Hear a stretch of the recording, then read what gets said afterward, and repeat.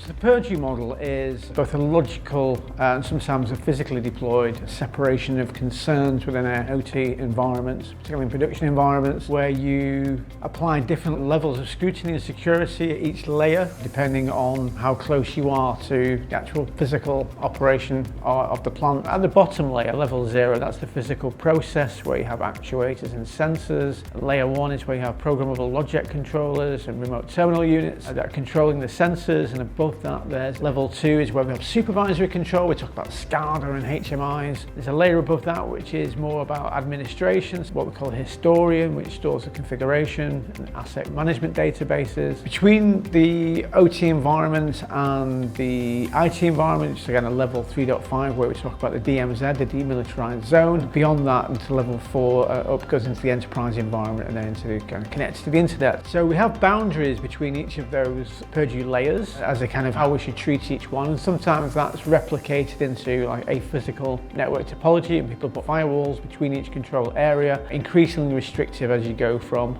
layer 3.5 down to the separate layers to layer 0.